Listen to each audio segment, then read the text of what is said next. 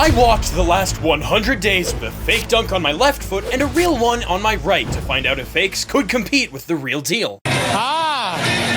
That's pretty interesting. Is a fake sneaker always worse than a real one? It's a question you've probably asked yourself before. Some people are convinced that real ones are always better than fakes without ever having tested them. Others in the fake sneaker matrix think the opposite, saying it's fundamentally the same. Today, well, you've got it. We're going to find out for sure, or at least we'll get part of the answer, because we bought a fake pair of dunks and a real one on the Nike website, and we tested them under exactly the same conditions to see which of the two pairs was better. We're gonna try to figure out which pair is better made, which one has more swag, but also, of course, which one is more comfortable to wear, or which one deteriorates the fastest. All with the methodology worthy of the greatest scientists in the world. Safety glasses off, motherfuckers.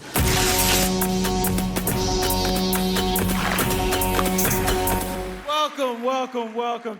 New video. We saw that you really liked our last experience with the Air Force Ones. I think that little rascal C-Daz liked it too, because he did exactly the same video. Unfortunately for our other videos though, it seems like you don't give a damn since they flop like crazy. But now that you're here, you can subscribe and drop your best like, because I've been noticing you've been pretty damn shy with the likes. Why the fuck are you dropping? Today, a new messy experiment, but still for science. We're going to compare a real and a fake pair of dunks again, but this time we're going to test their durability and comfort. The first step, as you can guess, is to get the real and the fake. And this time, there's not much trouble getting the real one since the dunk high is a bit done for. Resellers have finally let go and it's available in all sizes and all the time on the Nike website. So we grab a pair and wait patiently for it to arrive. For the fake, you know the drill by now, we go to a sketchy website and get a pretty good fake so that the experiment makes sense. It's not a $10 piece of shit that certain YouTubers specialized in fakes get you to buy to get affiliate money, but it's not supposed to be the ultra perfect copy either. It's just representative of the norm in the market. It costs about 60 bucks, so it's obviously much cheaper than a real one, but it's far from being a disaster. So no surprises, the real one arrives first, and we end up with a pair that's, well, it's worth what it's worth. It's just another Nike dunk. A few weeks later, in a,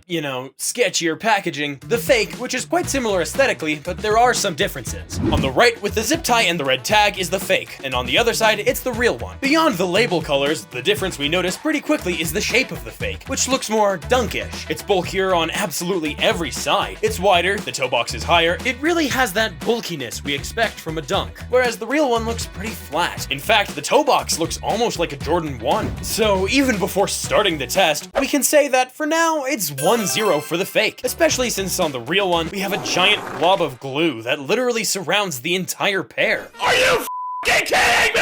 Now that we've seen that the two products are more or less on par, what interests us is the crash test. The goal is to wear both pairs in the same conditions and compare them objectively in terms of durability and material wear, but unfortunately, comfort and feeling will inevitably be subjective. For this test, I'll need a guinea pig so we don't have any biases. The tester won't know if it's a fake or a real one. For him, there's just the dunk with the red tag and the dunk with the black tag, with no mention of the authenticity of the product. The test will take place in 2 stages. The first stage will be to walk with the real one for a few days, and then with the fake one for a few days to get an idea of the comfort from the get-go. The second stage will be to put the fake on the left foot and the real one on the right and walk a whole lot.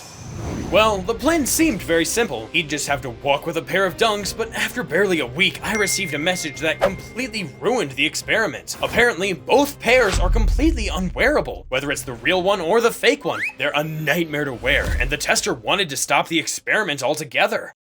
Well, that kind of fucks things up. But we haven't given up on the experiment. It's just that the pairs have been less worn than expected. Instead of being worn 24/7 for 3 months, it was spread out over 5 to 6 months. That's why the video took longer than planned. It doesn't fundamentally change much, but it's important to mention. Anyway, before analyzing the durability of the materials, we obviously need to talk about the feel of these two pairs, because apparently it's pretty catastrophic. According to the tester, the feel on the ground is really identical. He doesn't feel like one sole is more comfortable than the other, but if you've seen our video about feet, you know that the comfort of a shoe isn't just about the sole, quite the opposite, and these two pairs of dunks prove it. For the rest, like, what do I think about the toe box? It didn't really meet my expectations, to be honest, but the tester preferred the fake, and the reason is pretty damn obvious. The fake's toe box is wider, providing more space for the foot, so less friction with that fraudulent plastic leather. But there's a nuance. The real dunk has better support, and it becomes more comfortable on long walks. In short, if you go for a 10 to 15 minute walk, the fake is much more comfortable. The real one one is downright painful apparently. It really fucks him up just above the toes. Shout out to him. Feel free to drop a like for the tester who sacrificed himself for the cause, you know? However, still, according to him, if you push it and take walks longer than an hour, both are horrendous to wear. But he prefers the real one because it offers better support. The foot doesn't move all over the place, the pair is more flexible, and above all, the real one breathes better than the fake. And that's probably due to the materials used, and while on that topic, we need to talk about it. In terms of materials and durability, when you receive both pairs brand new, I can't lie, they look exactly the same. But once worn, you quickly realize that most of the materials in the fake are cheaper, especially the leather. Even if visually the two leathers appear identical, you should know that the leather used by Nike on this kind of pair, we've already explained it's a mishmash of ultra low quality leather and synthetic materials, and what covers the pair is a polyurethane surface to have a smooth and homogeneous pair. The real leather is supposed to be underneath, but without cutting it up, you can hardly tell if there's real leather or not. What makes me think that the fake is entirely plastic and that there's no real leather underneath is the fact that it hardly creases. After several weeks of walking, the only crease line we find is at the toe box, where the real one has already been heavily worn in. The difference intensifies at the end of the test after 3 months of walking, where we see that the real one has adapted to the foot and has creased all over, but the fake, apart from the toe box, it literally didn't budge. What the hell? For most of you, this might be a good thing, but in reality, it's not as great as it seems. The real dunk has adapted to the foot over time, and the comfort gradually improves with each step, whereas the fake, due to its plastic leather, hasn't changed at all. This is probably why, on longer walks, the real one ends up being more comfortable to wear. In other words, if the fake had the same shape as the real one, being narrower and with a flatter toe box, it would have probably been even more disastrous than the real one in terms of comfort. The advantage of plastic leathers is that they don't crease at the beginning, but the pairs age very poorly in the long term, and if we had extended the test for a year, we would have probably seen the trend reverse, even though Nike's leather is still obviously pretty garbage. The other disadvantage of plastic leathers is comfort and breathability, and even though we saw that in terms of comfort, thanks to the shape, it went better than the real one, the fake one doesn't breathe, and you sweat like a pig in it. It's literally unwearable in the summer. You wear it for a day and you'll never put it on again. But it's not just the leather that's cheaper. Apart from the soles, which are really the same and had the same wear during the test, all the materials are clearly of lower quality. From the laces to the linings, the tongue, the insole, etc. You can tell that they've cut corners on these. You can immediately see that the fake looks cheaper, but it's not necessarily dramatic for comfort or even the lifespan of the product. And in reality, there are even some elements that prove the opposite in this test, like the inner mesh of the real one tearing while on the fake, it just kind of pilled. However, where the real one has won by quite a margin is the logo printed on the insole. That has completely disappeared on the fake, but that's still there on the real one. Wow!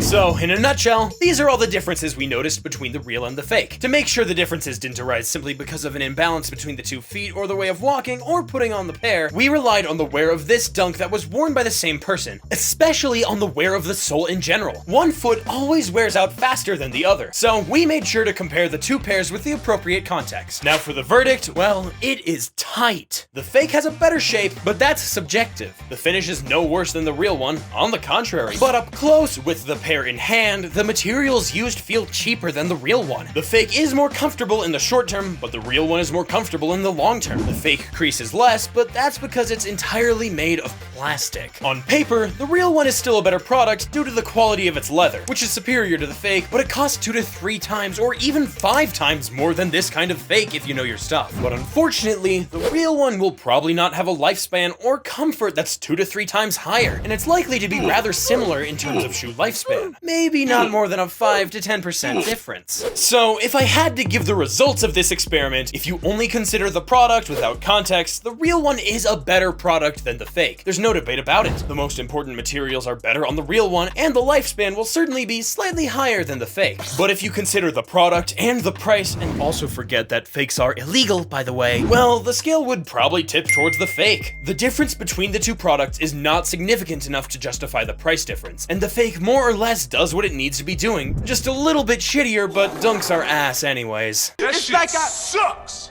Damn! So this experiment probably won't settle things definitively. It's so close that if you're in the fake matrix, it'll convince you that it's better to buy fakes. And if you're anti-fake, well, the same experiment will reassure you that it's better to buy the real ones. What we noticed though, on the fake we tested in this video and on most fakes, is that there's often a surface resemblance, and sometimes you could even think that the fake is better finished. But in practice, the counterfeit product always has a cheaper side than the real one, with some tricks on the materials. If you want me to make a decision for you, ideally don't buy any dunks at all, real or fake. Now, should we conduct this experiment on a larger scale, testing more pairs with different quality fakes on different models and with several testers to really get to the bottom of it? It's up to you to tell us in the comments. Yeah, I made it to the paradise. I'm not from this world, I'm from different heights. Yeah, I made it to the paradise.